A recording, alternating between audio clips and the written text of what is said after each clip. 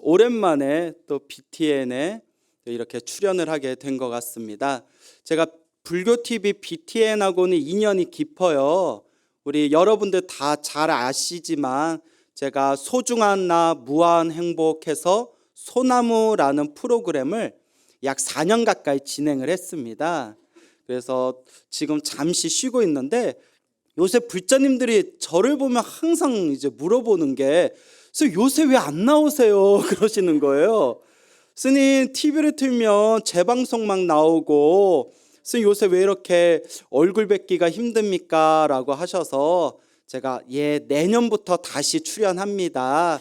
제가 조금 너무 몸이 피곤해서 나 좀 쉬겠다고 튕겼습니다. 나도 좀 쉬어야 되잖아요.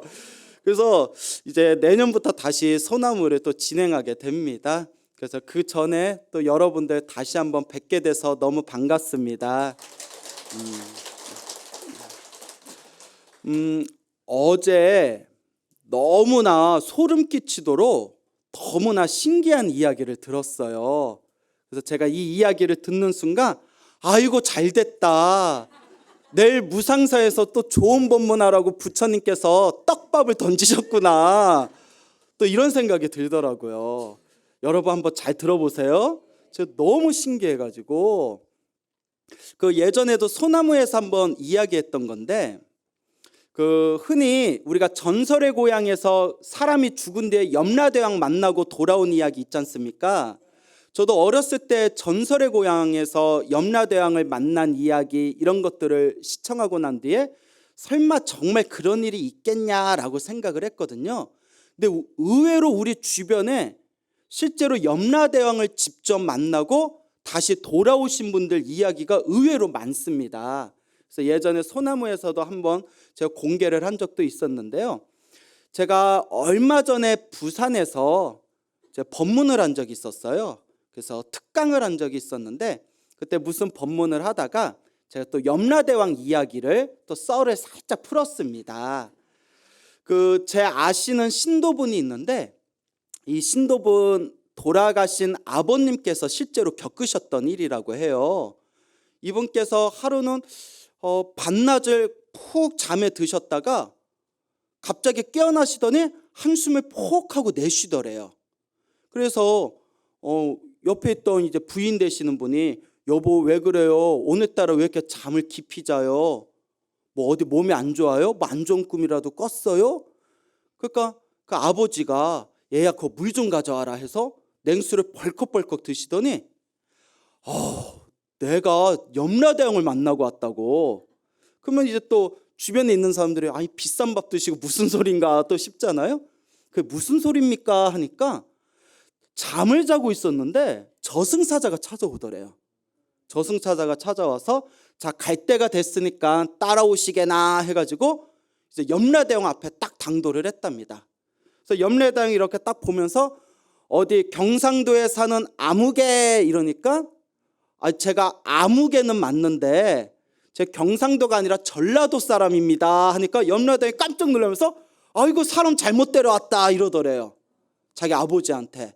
그래서 야 미안한데 사람을 잘못 데려왔다. 미안하다. 너를 90 몇 살에 다시 부를 테니까 그때까지 착하게 살고 90 몇 살에 다시 부르겠다 하고 돌려보냈대요. 그리고 눈에 딱 떠보니까 이제 자기 방안인 거예요. 그래서 한숨을 푹 내쉬면서 너무나 생생해서 소름이 끼친다고. 그런데 아니나 다를까 아버지가 몇십 년 후에 몇 살에 돌아가셨다? 그 염라대왕이 데려가겠다고 한 그 해에 실제로 아버지께서 세상을 떠나셨대요. 그래서 이 이야기를 부산에서 법문할 때 이 이야기를 불자님들께 들려드리니까 앞에 앉으셨던 어느 노 거사님이 깜짝 놀라면서 자기도 실제로 그런 경우가 있었다고. 그래서 아니 그게 무슨 말입니까 거사님 하니까 어렸을 때 친구 아버지께서 세상을 떠나셨대요. 그리고 우리가 그 관에 모시고 3일장 치르잖아요. 3일장을 치르는데 한 2, 3일 지났을 때 관에서 꽝꽝 소리가 나더래요. 이게 왠가 하고 이렇게 관을 열어봤더니 친구 아버지가 살아나신 거예요. 그 당시에 분명히 숨이 끊긴 거, 심장이 멈춘 거 다 확인하고 이제 관에 모셨는데 하마터면 땅에 묻은 뒤에 깨어났으면 어쩔 뻔했어요. 큰일, 생각만 해도 끔찍하죠. 그래서 이거 어떻게 된 거냐고 주민들이 물어보니까 내가 염라대왕한테 가가지고 염라대왕이 자기를 보더니 야 미안하다 너 잘못 데려왔다 이러더래요. 저쪽 세계도 실수가 많은가 봐요. 어째 저쪽 시스템도 좀 불안해요. 미안하다 야 너 빨리 땅에 묻히기 전에 너 빨리 돌아가라. 그리고 너를 몇 살 때 다시 데려가겠다. 그러니까 몇 살 때 다시 데려갈 테니까 그때까지 좀 기다리고 있어라. 뭐 기다릴 일은 아니지만 그 돌려보냈다는 거예요. 그래서 사람들이 야 신기하다 했는데 아니나 다를까 친구 아버지께서 언제 돌아가셨다? 염라대왕이 데리러 가겠다고 한 그 해에 세상을 떠나셨대요. 이런 거 보면 정말 신기하지 않습니까? 믿어야 되나 말아야 되나, 믿을까 말까? 그래서 불자분들은 대부분 믿으시죠. 우리 불교는 이제 윤회론이지 않습니까? 태어나고 죽고 태어나고 죽음을 반복하는 삶의 세계인데, 지금 여러분들께 드린 이 이야기를 어제 어느 여성 불자님께 이 이야기를 전해드렸어요. 그 여성 불자님이 하시는 말씀이, 자 지금부터 이제 중요한 이야기입니다. 당신이 이렇게 좀 살아오다가 우리가 힘들고 괴롭고 퍽퍽할 때가 있잖아요. 그때 너무나 마음이 괴롭고 답답하고 도무지 이 삶의 끄트머리 벼랑에서 어떻게 해야 될지를 도저히 몰라서 극단적인 선택을 하셨대요. 자살을 하신 거예요. 다 자살 시도를 했는데, 당신이 이렇게 자살을 했는데 정말 저승사자가 나타났대요. 여러분 저승사자 본 적 있어요? 봐도 골치 아파요. 되도록 안 보는 게 좋죠. 저승사자가 나타났는데 정말 검은색 잿빛 이 한복을 입고 검은색 삿갓을 쓴 2명의 저승사자가 나타났답니다. 보통 우리 저승사자가 쌍으로 다니잖아요. 그래서 2명의 저승사자가 싹 나타나더니 저승사자 한 명이 가자 어서 가자, 너 데리러 우리가 왔다, 어서 가자 이러더래요. 그래서 가야 되나 보구나 하고 요 보살님이 불자님이 따라가려는데 옆에 있던 다른 저승사자가 아니다 아직 너 갈 때 아니다, 너 나중에 데려가겠다 이러더래요. 그러더니 한 명은 가자 그러고 한 명은 아니다 그러고 둘이 가야 된다, 아직 갈 때가 아니다. 그 저승사자들도 좀 이상해요. 오기 전에 말을 맞추고 오든가, 사람 헷갈리게. 그래서 너를 나중에 데려갈 테니까 대신 우리한테 사자밥 하나 차려다오 하더래요. 우리 옛날 조상님들의 바깥에다가 무슨 뭐 제사 지내거나 누구 돌아가시면 사자밥 차려놓잖아요. 그래서 사자밥 하나 얻어먹고 가자, 사자밥 대신 좀 차려다오라고 부탁을 하길래 요 보살님이 주방에 가가지고 대충 밥하고 반찬하고 차려서 저승사자 앞에 놨대요. 그 저승사자들이 이제 맛있게 자시고는 그 자리에서 마치 안개가 스르르 흩어지듯이 흔적도 없이 싹 저승사자들이 사라지더랍니다. 그리고 눈을 번쩍 뜨니까 병원이었대요. 그러니까 산 거예요. 따라갔으면 어떻게 할 뻔했어요? 자, 저쪽 종교에서 요단강 건넜다고 표현하죠. 이제 완전히 가는 거예요. 그런데 전생에 무슨 성근이 있었는지 다행히 사자밥 하나 차리고 그걸로 퉁쳐가지고, 가성비 좋죠. 그걸로 사자밥 하나로 퉁쳐서 수명이 이제 연장이 되었습니다. 자, 그래서 이분께서 이제 정신을 차리시고 그리고 이제 다시 삶의 의지를 불태워서 다시 일상생활로 돌아오시다가 정말 우연히 소나무라는 방송을 보시게 되었대요. 그래서 또 여기서 이제 제 자랑해도 될까요? 네? 아우 저 스님 별꼴이야 또 이러는 거 아니세요? 이제 저 들은 대로만 말씀드릴게요. 소나무 방송을 듣다가 그래도 너무 재미가 있더래요. 그래서 듣다가 자꾸 들으면서 비로소 이게 다 인과 업보구나, 우리 앞에 펼쳐진 행복과 불행이 다 누가 지은 업이구나, 다 내가 지은 업이구나, 다 자신이 지은 업이구나. 행복하게 사는 것도 불행하게 사는 것도 다 내가 지은 업인데, 요 소나무의 광우 스님이 이야기하는 것처럼 업장 소멸을 해야 되는구나. 그리고 이 불자님께서는 원래 자기는 윤회를 믿지 않았대요. 전생을 믿지 않았답니다. 근데 소나무를 들으면서 전생이란 분명히 있을 수 있겠구나. 내가 전생에 지었던 업을 이번 생에 내가 받고 있는 거구나. 그러면 이번 생에 내가 어떤 업을 짓냐에 따라서 다음 생에 또 행복과 불행으로 또 다른 모습으로 변화되겠구나라는 확신이 들면서 그때부터 열심히 기도를 하셨대요. 연불도 하시고 법화경 사경도 열심히 하셨는데, 제가 항상 우리 불자님들께 말씀을 드리지만 기도를 하면 반드시 갚이가 있습니다. 분명히 있어요. 그래서 기도할 때 반드시 여러분들이 함께 드셔야 할 음료수가 있습니다.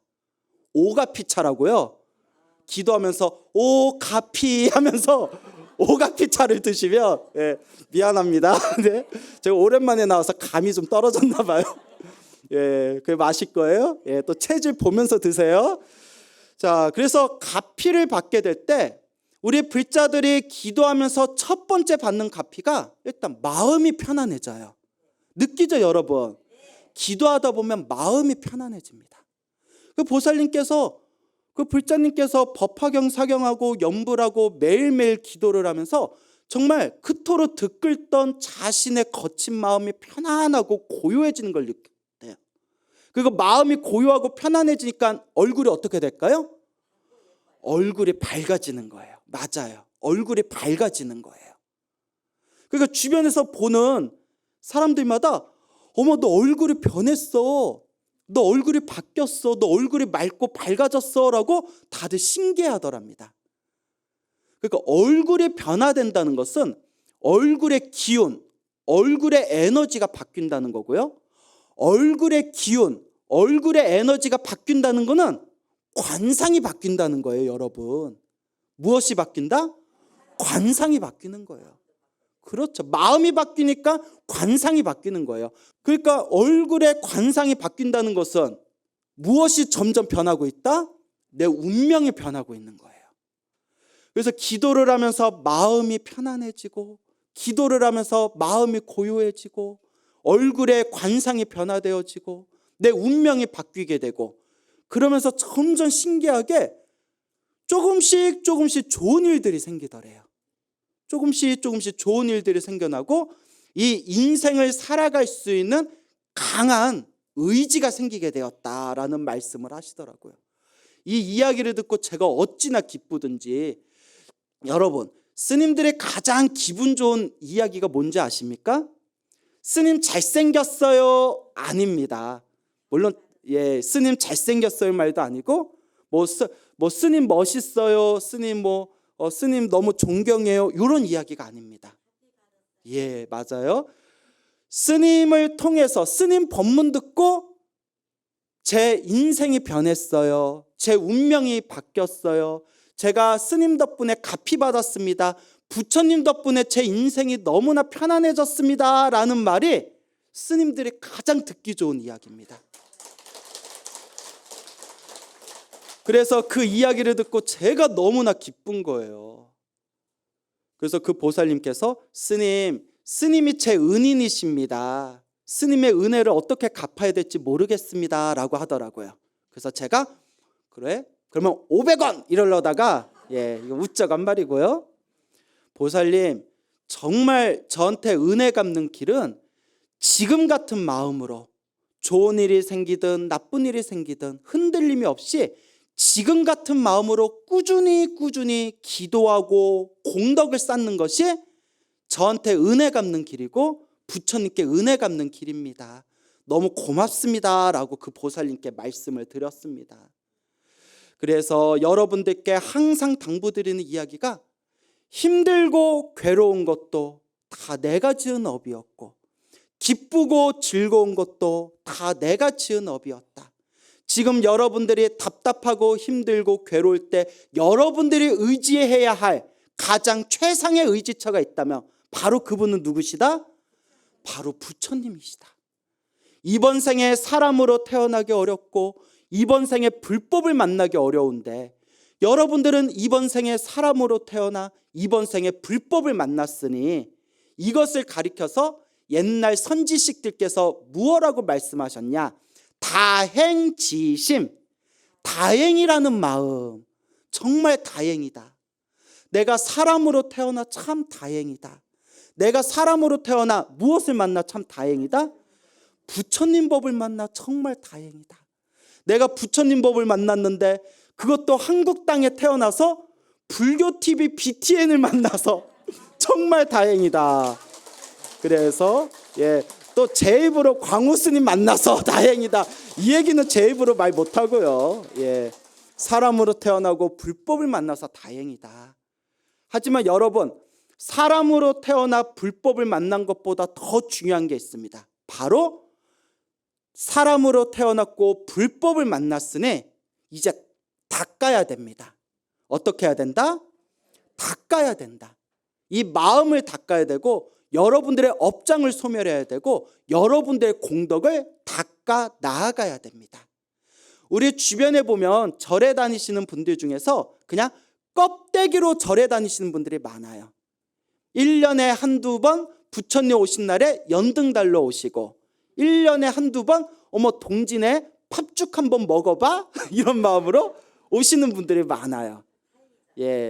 물론 그렇게라도 절에 한번 오신 것만도 그것도 부처님과 소중한 인연을 맺는 아주 좋은 현상이라고 말씀을 드리고 싶지만 그걸로는 부족해요. 항상 여러분들한테 말씀드리잖아요. 선업과 공덕을 짓는 데 있어서 또한 내가 지은 업장을 소멸하는 데 있어서 고작 1년에 몇 번 절에 왔다 갔다 껍데기와 같이 영혼 없이 절에 와서 절에서 잠시 기도 올렸다가 집으로 돌아가는 걸로는 여러분들의 자그마한 복은 지을 수 있어도 여러분들의 업장을 소멸하기는 힘듭니다. 그래서 항상 불자님들께 당부드리는 게 절에 매일매일 오지 못하더라도 내가 앉아 있는 곳, 내가 누워 있는 곳, 내가 서 있는 곳이 바로 법당이다 생각하면서 매일매일 자신만의 기도를 챙겨야 된다. 매일매일 자신만의 수행을 챙겨야 된다. 물론 일요일마다 요 BTN 무상사에 오셔가지고 신행생활하시고 법문을 듣는 여러분들한테는 포함되지 않는 이야기예요. 그래도 여러분들 정도 되면 그래도 대충 기도가 무엇인지 맛을 좀 보셨죠? 분위기 어색한데? 맛 다 보셨죠? 근데 지금 드리는 이야기는 혹시라도 이 방송을 보고 계시는 아직 수행에 집중하지 못하는 그런 분들에게 드리는 말입니다. 우리가 지금까지 살아오면서 시작 없는 옛적부터 지금에 이르도록 알고 지었건 모르고 지었건, 특히 모르고 지었다는 게 무서운 거예요. 알고 지었건 모르고 지었건 몸과 말과 생각으로 지은 나의 모든 악업을 참회하겠습니다. 만약 나의 업장을 모습으로서 형상으로서 보여줄 수 있다면 이 우주에서 가장 큰 산이라는 수미산보다도 내 업장이 훨씬 더 크다. 수미산보다도 높고 저 거대한 바다보다도 깊은 내 업장을 언제 소멸할 것인가? 바로 지금 우리가 업장을 소멸하는, 바로 지금 이 순간에 우리가 나의 업보를 소멸할 때입니다. 그러니까 지금 수행해야 돼요. 지금 법문을 듣는 순간에 나무 아미타불, 관세음보살, 지장보살, 지금이 염불하고 지금이 수행하고 지금의 업장을 소멸하고 지금이 선업과 공덕을 닦을 때입니다. 그래서 옛날부터 선지식들께서 말씀하시기를 염라대왕은 말 잘하는 것을 봐주지 않는다라는 말씀이 있습니다. 염라대왕 앞에 섰는데 염라대왕이 그래 너는 지금까지 살아생전에 무슨 공덕을 지었느냐? 저는 절에도 다니고 절에 다니면서 강의도 들었고 법문도 들었고 큰 스님들 구절 뭐뭐 어쩌고 저쩌고 이렇고 저렇고 다 외우고 있습니다. 그래? 그런데 무슨 선업을 지었느냐? 염라대왕은 말 잘하는 것을 봐주지 않습니다. 여러분들께서 이 자리에서 이렇게 좋으신 스님들의 법문을 듣고 또 전국에서 오신 큰 스님들의 강의와 법문을 듣는 것도 물론 여러분들의 지혜총명을 키우는, 지혜총명의 씨앗을 여러분들 마음밭에 심는 훌륭한 일이기는 하지만, 머리로 이해하는 것과 몸으로 실천하여 마음으로 체득하는 것은 하늘과 땅만큼의 차이가 있습니다. 그래서 우리 불자님들께 늘 당부드리는 게, 생각마다 염불해라. 시간마다 수행해라. 노는 입에 뭐하자? 노는 입에 염불하자. 바로 지금이 수행할 때입니다. 맞아, 광우스님 말이 맞아. 나도 이제 수행할 거야. 내일부터 해야지? 아니 돼요. 알겠어. 그러면 저녁부터 수행해야지? 아니 됩니다. 그래, 그러면 1시간 후부터 해야지? 갑갑해 죽겠네. 그렇죠. 지금부터 해야 됩니다. 지금 이 순간에 나무아미타불, 관세음보살, 지장보살. 그래서 부처님의 경전을 보면 불보살님의 거룩한 명호를 한 번 외울 때마다 내 거대한 업장의 한 부분이 조금씩 소멸된다고 합니다. 여러분들이 염불한 만큼 여러분들의 업장이 소멸하는 거고, 여러분들이 복과 선업을 짓는 만큼 여러분들 공덕의 산이 높아지게 되는 겁니다. 바로 지금입니다, 여러분. 그래서 우리 불자님들께 늘 당부드리는 게, 좋은 일이 생기든 나쁜 일이 생기든 흔들리지 말자. 좋은 일이 생길 때에는 전생에 내가 선업을 많이 지어서 내가 이렇게 좋은 일이 생기는가 보구나. 그러니 내가 더욱더 열심히 복과 선업과 공덕을 쌓아야 되겠구나. 혹시 힘들고 괴롭고 나쁜 일이 생기면 내가 전생에 박복하게 살아서 지금 내가 이렇게 힘들고 괴롭고 답답한가 보구나. 그러니까 지금 이 순간부터라도 내가 더욱더 열심히 복과 선업과 공덕을 쌓아야 되겠구나. 열심히 염불하고 기도하고 복을 지은 것 같은데도 힘들고 괴롭고 답답한 장애가 생기면 내 업장과 내 업보가 두꺼워서 받을 게 많은데 그나마 열심히 기도해서 크게 받을 걸 지금 작게 받고 있구나. 그러는 내가 흔들림 없이 그저 내 마음을 꾸준히 닦아야 되겠구나라는 부동심, 움직이지 않는 마음, 이 부동심을 갖추셔야 됩니다. 그래서 항상 여러분들 명심하십시오. 여러분들이 지어놓은 공덕도 여러분들이 받게 될 것이고, 여러분들이 지은 악업도 여러분들이 받을 뿐이니, 이와 같이 우리 앞에 펼쳐진 행복과 불행이 온전히 다 나의 몫이다라는 것을 명심하고 끊임없이 되새기셔야 됩니다. 그래서 여러분들께 또 재미난 이야기를 들려드리겠습니다. 불교설화에 나오는 내용인데요, 그 머나먼 수없는 과거에 여우가 한 마리 살고 있었다고 합니다. 이 여우가 우연히 사자를 만나게 돼서 사자한테 쫓기다가, 사자한테 잡아먹히지 않으려고 쫓기다가 요 사자를 피해서 도망다니다 그만 우물 안에 쏙 빠지고 말았답니다. 우물 안에 빠져가지고 도저히 우물에서 나올 수가 없더래요. 우물에서 나오기가 참으로 힘들고 괴로울 때 내가 이 우물 안에서 죽게 되었구나라는 생각을 하면서 아마 평범한 중생, 자기 자신밖에 모르는 중생이라면 아마 이런 생각을 할 겁니다. 정말 오늘 재수없는 날이라서, 정말 개똥 같은 날이라서 내가 오늘 우물에 빠져 죽게 되었구나.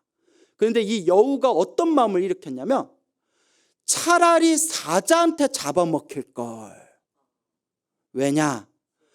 사자한테 차라리 잡아먹힐 걸. 괜히 우물 안에 떨어져서 죽은 바람에 사람들이 마실 우물물을 내가 더럽히게 되었구나. 내 업을 어찌할꼬. 이런 마음을 일으키는 겁니다. 여우인데 착해. 여우가 착해. 예. 그래서 내가 차라리 사자한테 잡아먹힐 걸. 괜히 우물에 빠져가지고 우물에서 내가 죽어서 내 몸이 썩으면 우물물이 오염될 테고 사람들이 이 우물물을 마시지 못하게 될 텐데 이걸 어쩐다 하면서 이 여우가 합장을 하면서 마음으로 다음과 같이 발언합니다. 제가 전생에 지은 업이 참으로 두꺼워 이번 생에 여우의 몸으로 태어났습니다. 부디 바라옵건대 이번 생에 제 업이 다 소멸하여 다음 생에는 부디 부처님의 성스러운 가르침을 만나서 부디 깨달음을 얻어 널리 중생 제도하기를 발언합니다 하면서 합장을 하는 거예요. 누가? 여우가. 나보다 낫네. 뭐 여우가 이렇게 똑똑해. 여우가 합장을 하면서 제가 전생에 업이 두꺼워 무엇으로 태어났습니다? 여우로 태어났습니다. 이번 생에 제가 목숨이 다한 뒤에 이번 생에 제가 지은 업장이 모두 다 소멸하고 다음 생에는 부디 무엇을 만나서? 부처님의 성스러운 법을 만나서 반드시 무엇을 얻어지이다? 깨달음을 얻어지이다. 그리고 모든 중생 제도하여 지이다 하고 합장을 하고 발언을 하니까 하늘에 있는 하늘신 제석천왕이 깜짝 놀란 거예요. 야, 무슨 여우가 저런 여우가 다 있냐? 그래서 하늘에 있는 제석천왕이 밑으로 싹 내려옵니다. 우물 밑으로 다 내려온 뒤에 여우에게 합장을 하면서 여우여 여우여, 내가 하늘에서 지켜보니까 그대는 보통 여우가 아닙니다. 보통 여우가 아니면 뭐예요? 불여우야? 구미호야? 그대는 보통 여우가 아닙니다. 나에게 법을 설해 주십시오 하는 거예요. 여러분, 이게 중요합니다. 정말 진리를 추구하는 사람은, 정말 깨달음을 추구하는 사람은, 정말 법을 추구하는 사람은 상대를 가리지 않습니다. 나보다 낫다고 생각된다면 그 사람에게 법을 청할 줄 알아야 됩니다. 여러분, 제서천왕이 높겠어요? 여우가 높겠어요? 제서천왕이 높죠. 여기서 눈치 없이 여우? 이래버리면 우리 사이 어색해지는 거예요. 그러니까 이 제서천왕이 여우한테 법을 청하니까 또 여우가 이게 보통 여우가 아니에요. 뭐라고 하느냐? 제서천왕님, 제석천이시여, 그대는 듣지도 못했습니까? 마땅히 법사를 초청하여 법을 설할 때는 법사를 위로 앉혀놓고 아래에서 듣는 거지, 법문을 듣는 자가 어떻게 위에 있고 법사를 밑에 있는데 법을 청할 수 있단 말입니까? 이러는 거예요. 그래서 야, 여우가 보통 여우가 아니에요. 그러니까 제서천왕이 제가 실수했습니다 여우님 하더니, 하늘의 신이니까 이 제서천왕이 하늘 세계에 있는 다른 신들을 불러가지고 다른 그 하늘 신들에게 명령을 내려서 이 하늘의 신들이 자기가 입고 있는 하늘 옷을 벗어서 그걸로 법상을 차렸대요. 하늘의 옷자락을 쌓아서 그것으로 법상을 차린 뒤에 여우를 그 법상 위에도 모시게 됩니다. 그리고 제서천왕이 그 밑에서 여우시여, 원하는 대로, 법사께서 원하는 대로 이 법상을 차렸으니 부디 수승한 훌륭한 법을 설해 주십시오라고 이제 청을 올립니다. 그때 이제 법사가 된 여우가 다음과 같이 법문을 합니다. 꼭 명심하시기 바랍니다. 첫째, 모든 행복과 불행은 자기가 지은 원인과 결과입니다. 지금 세상 사람들은 인과 업보를 믿지 않아서, 이 자신이 짓고 있는 인연법을 믿지 않아서 5만 가지 수많은 악업을 저지르고 있습니다. 자신이 지은 악업은 이번 생이 아니면 다음 생, 다음 생이 아니면 다다음 생이라도 반드시 자기가 그 업보를 받게 됩니다. 그러니 첫째, 인과 업보를 철저하게 믿으십시오라고 법문을 합니다. 여운데 대단하죠? 둘째, 복을 짓는 것 중에서 가장 뛰어난 복이 불법승 삼보에 귀의하는 것입니다. 거룩한 부처님께 귀의하고, 거룩한 가르침에 귀의하고, 거룩한 스승들께 귀의하는 것이 가장 큰 복입니다. 지금 중생들은 번뇌와 망상이 참으로 많아서 이 불법승 상보를 믿고 의지할 줄을 모릅니다. 그러니 마땅히 불법승 삼보를 믿고 의지하십시오. 세 번째, 복을 많이 지으셔야 됩니다. 선업을 많이 지으셔야 됩니다. 그리고 복과 선업을 짓는 것 중에서 가장 뛰어난 공덕은 바로 법공양, 법보시입니다. 사람에게 한 끼 식사를 주면 며칠 동안 살릴 수가 있고, 사람에게 보물을 주면 평생 살릴 수 있지만 그래도 윤회에서 벗어날 수는 없습니다. 사람을 윤회라는 생사고해에서 벗어나게 하는 것은 오로지 법공양뿐이 없습니다. 사람들에게 법을 베풀어야 됩니다. 그러면 법을 베풀기 위해서는 마땅히 스스로 부처님의 법에 의지하여 열심히 수행을 해야 됩니다. 열심히 수행해서 마음을 깨달아 중생을 제도하는 것, 이것이 진정한 길입니다 라고 법문을 하는 거예요. 첫 번째, 인과 업보를 철저히 믿어라. 두 번째, 불법선 삼보를 의지해라. 세 번째, 복과 선업과 공덕을 꾸준히 쌓아나가되 가장 뛰어난 공덕은 법공양이다.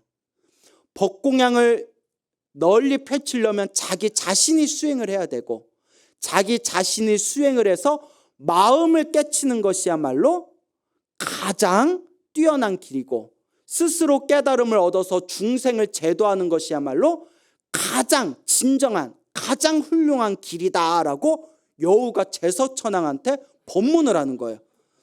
제서천왕이 놀래가지고 뛰어나십니다 여우여, 뛰어나십니다 여우여. 여우 법사여, 당신은 혹시 불보살님이 변화해서 법문을 하기 위해 혹시 나타나신 몸이 아닙니까? 이걸 화신이라고 불러요. 뭐라 부른다? 지금 혹시 불보살님이 중생을 제도하기 위해서, 저에게 법문해 주기 위해서 여우의 몸으로 화신으로 나타나신 거 아닙니까? 하니까 여우가 하는 말이 아닌데? 아닙니다 라고 하는 거예요. 그럼 당신의 존재는 무엇입니까? 그러니까 여우가 하는 말이, 저는 전생에 무거운 업보를 지어서 업보의 몸으로 여우로 태어나게 된 것입니다. 아니, 전생에 무거운 업보를 지어서 여우의 몸으로 태어났는데 너무 법문을 잘하고 너무 지혜로운 거야. 그래서 제서천왕이 마음에 의심과 의혹이 일어나서 여우에게 부탁을 합니다. 당신의 전생 이야기를 듣고 싶습니다. 이게 어떻게 된 연유입니까? 그러니까 이제 여우가 다음과 같이 자기 전생 이야기를 합니다. 자, 여우가 말하기를, 머나먼 헤아릴 수 없는 과거 전생에 가난한 아이가 있었다고 합니다. 이 가난한 소년이 우연히 산속에서 훌륭한 스승을 만나서 수행자가 됩니다. 그리고 몇십 년 동안 이 스승을 모시고 열심히 공부하고 수행을 한 끝에 마음에 큰 지혜를 얻게 됩니다. 수행을 통해서 마음에 큰 지혜를 얻은 이 수행자가 어느 날 나라에서 다음과 같은 소문을 듣게 됩니다. 어느 한 나라에, 큰 나라에 왕이 후계자도 없이 갑자기 죽어버립니다. 그러니까 신하들이 고민하다가 세상의 지혜로운 사람들을 한 군데 다 모아서 서로 토론을 시킨 뒤에 끝까지 살아남은 가장 지혜로운 자를 왕으로 모시겠습니다 라고 세상에 널리 소문을 냅니다. 그래서 이 수행자가 그 나라에 가서 수많은 사람들과 토론을 한 끝에 가장 지혜가 뛰어난 우승자로 이제 선택을 받게 됩니다. 그래서 그 가난한 소년이었던, 지금은 수행자가 되었던 이 사람은 결국 그 큰 나라의 왕이 되게 되었는데, 처음에는 나라를 굉장히 잘 다스렸다고 합니다. 그런데 아무리 지혜가 있어도 우리 부처님이나 아라한 같이 번뇌가 완전히 소멸하지 않으면 당장은 지혜가 있어도 자기 자신도 모르게 물들게 됩니다. 그래서 우리가 흔히 하는 얘기가 번뇌가 소멸할 때까지 방심하지 말아라. 왜냐? 한 방에 훅 간다라고 표현한 겁니다. 요 왕이 점점 마음에 욕심이 일어나는 거예요. 탐욕과 성냄과 어리석음에 젖어들면서 전쟁을 일으키고 수많은 사람을 죽이고 아름답고 예쁜 수백 명의 여자들을 거느리면서 음욕과 탐욕심에 젖어들면서 그렇게 어리석은 삶을 살았다가 다음 생에 지옥에 떨어지게 됩니다.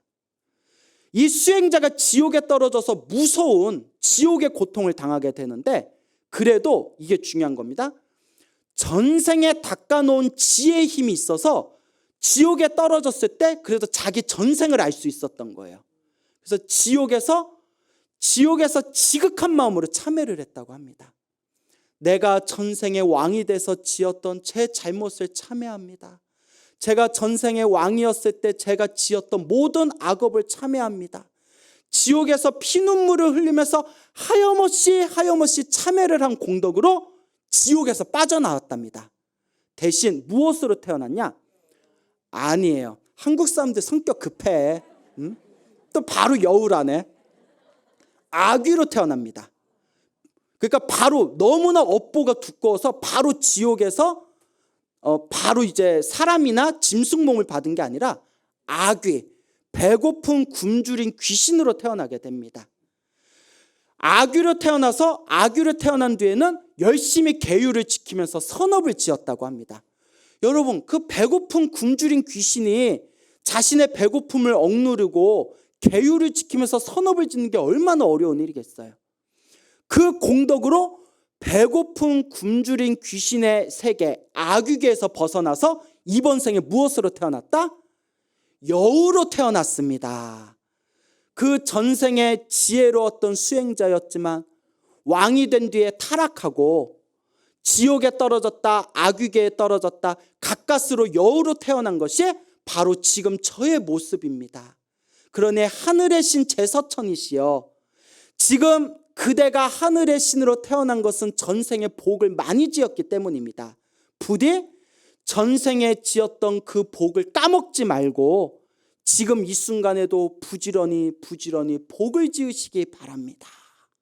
제서천왕이 감동을 해가지고, 여우 법사시여, 그러면 그대의 몸은 언제 이 여우의 몸에서 벗어나게 되겠습니까? 그때 여우가 말하기를, 앞으로 7일 후면 저는 여우의 몸을 벗게 될 것입니다. 여우의 몸을 벗은 뒤에는 도솔천 내원궁에 태어나서 미래 세상의 부처님이 되실 보살님 밑에서 법문을 들으면서 다시 마음 수행을 하게 될 것입니다. 제가 이번 생에 여우 몸이었지만 다음 생에 도솔천 내원궁에 태어나서 미래 세상 부처님이 되실 보살님 밑에서 수행할 수 있는 것은 이번 생 여우의 몸으로나마 열심히 마음을 닦았기 때문입니다. 자, 여기서 이제 중요한 얘기. 여우도 이렇게 열심히 마음을 닦는데 사람들이여 왜 마음을 닦지 않습니까? 라고 법문을 하였다. 지금 말씀드린 내용은 팔만대장경의 미증유경이라는 경전에 나오는 내용을 제가 조금 각색해서 여러분들에게 설명을 들었습니다. 여러분, 여우도 이렇게 복과 선업과 공덕을 짓는데 여러분들이 닦지 않을 수가 있겠습니까? 여러분들이 복과 선업과 공덕을 짓지 않을 수가 있겠습니까? 이 법문을 들었는데도 복과 선업과 공덕을 짓지 않고 마음을 수행하지 않는 분들이 있다면 여우보다 못한 사람이다. 여러분들 여우보다 나요, 안 나요? 나요? 왜 대답이 없어? 사람인데 여우보다 우리가 낫죠. 근데 왜 안 닦냐는 거예요. 왜 안 닦을까? 왜 짜증내요? 여러분들한테 한 얘기 아니라고 했잖아요. 어디선가 이 법문을 듣고 계시는 분들한테 하는 이야기지 않습니까? 그래서 닦지 않는 분들은 지금 이 순간부터 더 열심히 닦아야 되고, 그리고 닦고 계시는 분들은 마음의 분발심을 내서 더욱 꾸준히 닦아라. 내가 지은 복과 선업과 공덕은 반드시 누구에게 들어온다? 나에게 들어오고 나에게 돌아오게 된다라는 것을 꼭 명심하시기 바랍니다. 그래서 여러분, 어떤 불자님들이 BTN 불교TV가 너무 좋고 고맙대요. 왜요? 했더니 광우스을 만나게 해줘서 고맙대요. 내부로 얘기해서 좀 그런가요? 그래서 제가 무슨 말씀을 드렸냐면, BTN이 정말 고마우면 BTN에 조금이라도 후원을 해줘라. 조금이라도 후원을 해줘라. 그래서 BTN이 다 이렇게 불자들을 위해서 방송이 운영되는 것도 다 우리 불자님들의 지극정성의 보시공덕으로 이루어지는 것이다. 그런 말씀을 드립니다. 그래서 우리 여러 불자님들, 아까도 법공양이 가장 훌륭한 공양이라고 했죠. 그래서 ARS도 있고 붓다회도 있습니다. 여러분들 형편에 닿는 대로 5,000원도 좋고 한 달에 10,000원도 좋으니까 여러분들 형편 닿는 대로 복을 짓는 마음으로 불교의 전법 포교를 위해서 ARS 붓다에 많이 후원해 주시기 바랍니다. 알겠죠? 자, 그러면 합장하시고 한 구절씩 따라 하시기 바랍니다. 불교를 믿어도 나쁜 일이 생길 때는 나쁜 일이 생기고 불교를 믿지 않아도 좋은 일이 생길 때는 좋은 일이 생깁니다. 좋은 일이 생기든 나쁜 일이 생기든 모두 내가 지은 업입니다. 좋은 일이 생기든 나쁜 일이 생기든 항상 마음이 평온한 것, 이것이 불법의 핵심입니다. 항상 복과 선업과 공덕을 세세생생 닦겠습니다. 나무 마바냐 바람이. 예, 오늘 여기서 마치겠습니다. 성불하십시오.